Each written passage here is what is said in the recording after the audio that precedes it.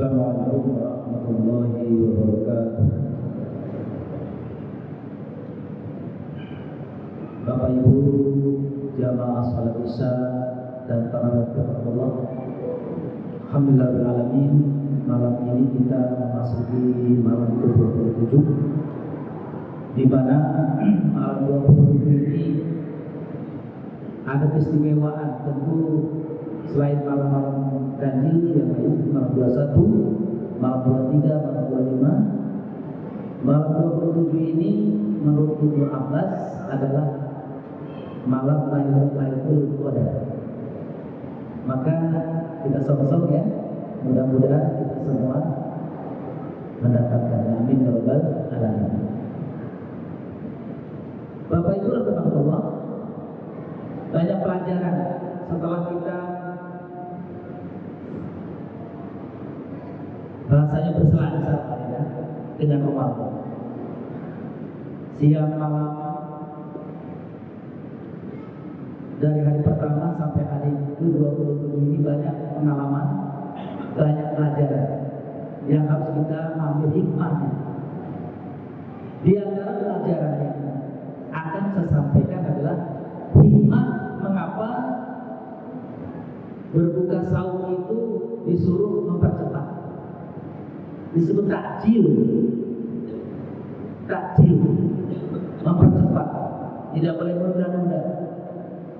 Dan alhamdulillah semua umat Islam urusan buka puasa tidak ada yang menunda-nunda, tidak ada yang absen ya. On time. Maka di sini akan kami kupas satu persatu yang saya ketahui apa hikmahnya. Yang pertama adalah Allah Subhanahu wa taala menyebutkan ciri orang mukmin itu diantaranya adalah tidak boleh menunda-nunda kebaikan. Dalam surat Al-Imran 114 Allah katakan wa yusari'una fil khairat wa ulaika humus shalihin. Orang yang tidak menunda-nunda kebaikan, yaitu ciri orang-orang yang soleh. Banyak sekali kebaikan-kebaikan. Saya batasi paling tidak 4 hal. Yang pertama berkenaan dengan silaturahim. Trennya silaturahim. Tidak boleh menunda-nunda apabila kita sudah ingin silaturahim kepada teman, saudara, lebih kepada orang tua, famili, kerabat dekat, jangan ditunda-tunda. Apalagi saudara kita yang sedang sakit. Karena boleh jadi pengalaman ketika ditunda-tunda menyesal.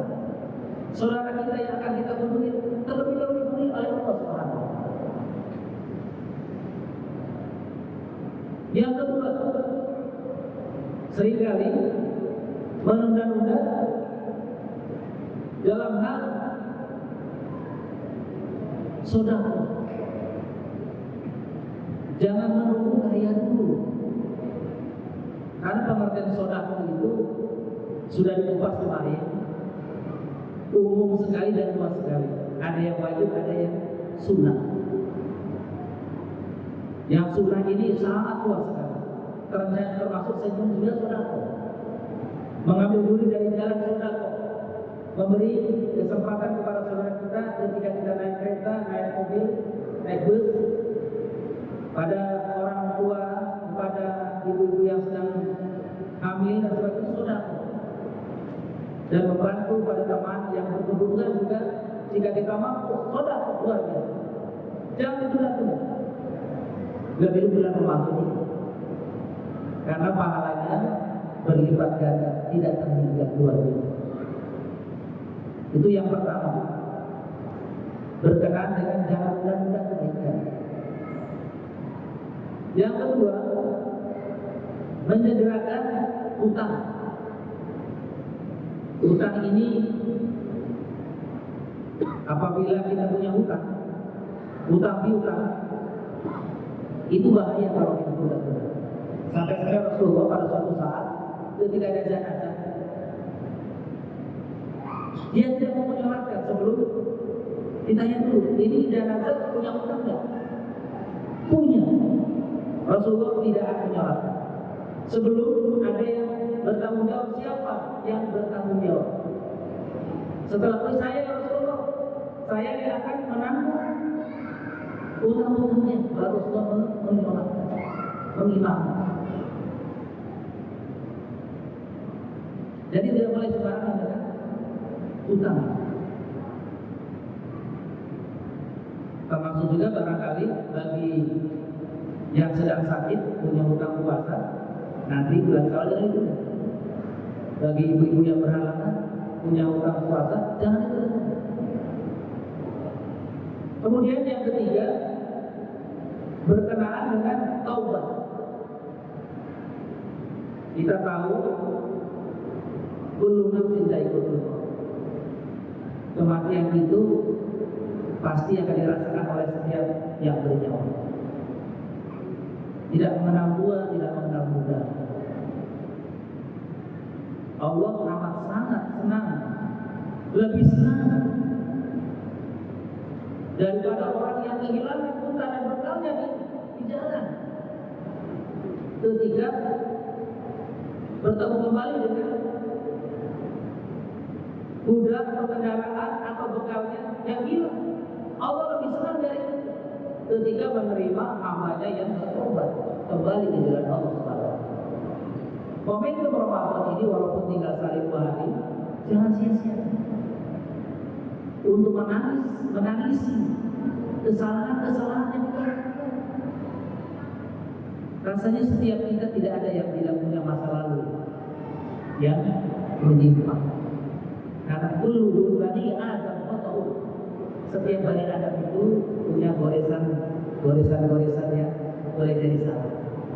Tapi Allah mengatakan alladzina fa'alu fahsyatan aw zalamu anfusahum dzakarullaha fastaghfaru li dzunubihim wa may yaghfiru dzunuba illa Allah wa lam yusirru 'ala ma fa'alu wa hum ya'lamun.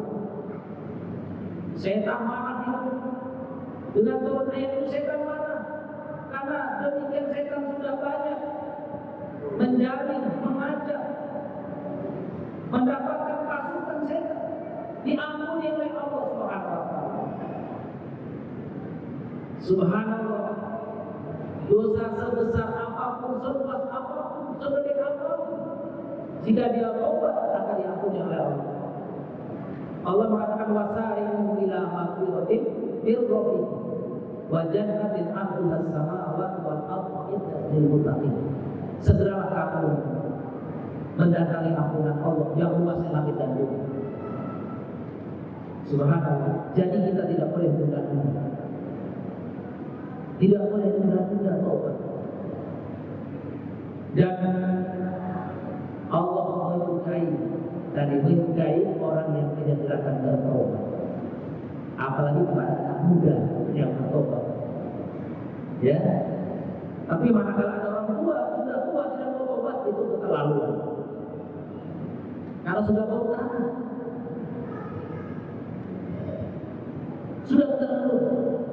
Karena usia di atas 50 tahun hingga mau tobat, itu keterlaluan. Karena masa usia optimal itu 40-50 tahun. Kata Rasulullah rata-rata 40-60 tahun. Di 2/3 sudah masa optimal. 40-50 tahun itu masa-masa ideal untuk kembali ke jalan Allah. Kalau masih dia menyimpang, kita doakan agar segera kembali ke jalan Allah. Hadir rumah Allah.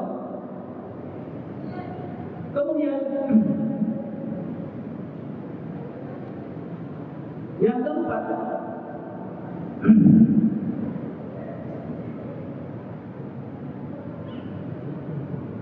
kita tidak boleh menunda-nunda waktu ibadah.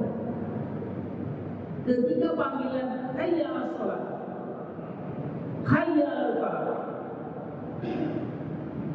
idealnya itu apapun kegiatan kita tinggalkan terus.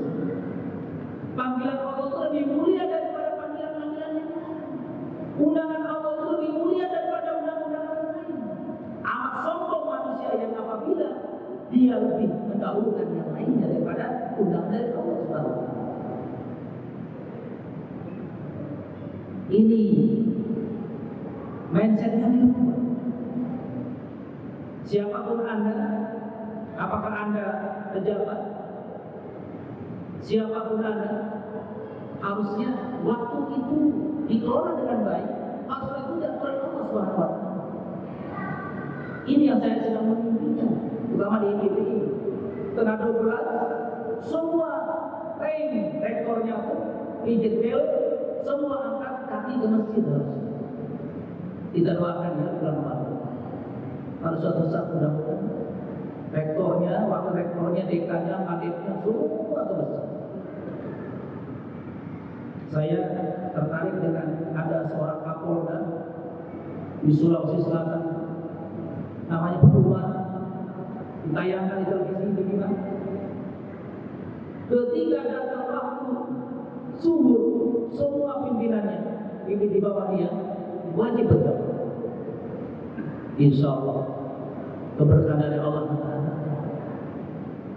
Jangan disebutkan dengan rapat, akhirnya sholatnya 2:30 zuhurnya, asarnya 4:30. Itu sholat sahur, sholat lalawar, neraka wel dan kita melarikan sholat. Kiamat sudah dekat, harusnya kembali. Subhanallah. Anak-anak muda ini juga hari Jumat. Jumat itu ditandai dengan imam naik mimbar, tandanya sudah selesai, ditutup malaikat menutup itu. Ingat, ketika imam naik mimbar,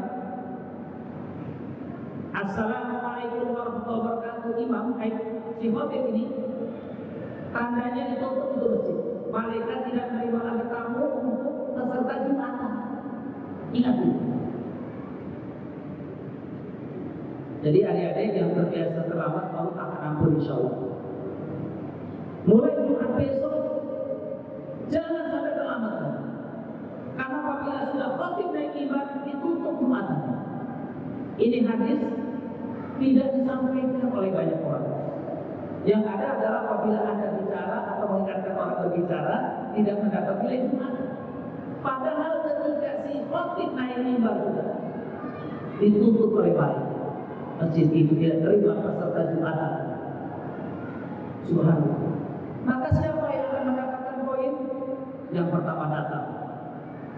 Seperti apa dia mendapatkan kepala unta. Yang kedua, begitu kepala sapi. Sampai berikutnya sebelum naik mimbar semua ini dapat ceker ayam. Setelah itu tidak dapat apa-apa. Tidak dapat apa-apa. Maka ini penting sekali disosialisasikan. Jangan mengganggu. Karena kita tahu itu bila dibandingkan, mengapa ya? Yang tadi berbuka puasa menyederhanakan sunnah. Allah itu orang nggak ada yang telat. Tapi soal Jumat yang wajib artinya masih belum paham agama. Mari kita introspeksi diri, wabil saya sendiri. Juga ngajarkan saudara-saudara, ambil hikmah pelajaran di mana kita sudah banyak dari hari-hari Ramadan, sekian puluh tahun sudah Ramadan. Mari ambil pelajaran. Kesimpulan yang pertama tadi, jangan menunda-nunda ketika berjanji, kita punya hutang dan lain sebagainya, termasuk juga menunda ibadah. Mudah-mudahan sisa-sisa Ramadan ini jangan terlewatkan. Ditambah juga seperti para pembicara sebelumnya, jangan kita semangat hanya di bulan Ramadan, karena Allah tidak pernah meninggalkan kita. Allah selalu hidup. Sementara Ramadan suka atau tidak, walaupun kita menangis darah, tetap meninggalkan kita. Tinggal 3 hari lagi, 4 hari lagi. Allah tidak pernah mati. Harus kita jangan menjadi hamba Ramadan. harus menjadi hamba Allah. Allah mengingatkan wa'bud hatta ya'tiyakal yaqin. Ibadahlah kamu selama-lamanya sampai kamu dipanggil oleh Allah. Tidak mengenal bulan Ramadan saja, tetapi jauh lebih baik spirit Ramadan menyertai 11 bulan yang akan datang. Mudah-mudahan semangat Ramadan, mudah-mudahan menyertai kita seiring umur kita bertambah, semangat ibadah kita bertambah. Demikian barakallahu fikum. Billahi taufiq wal hidayah. Assalamualaikum warahmatullahi wabarakatuh.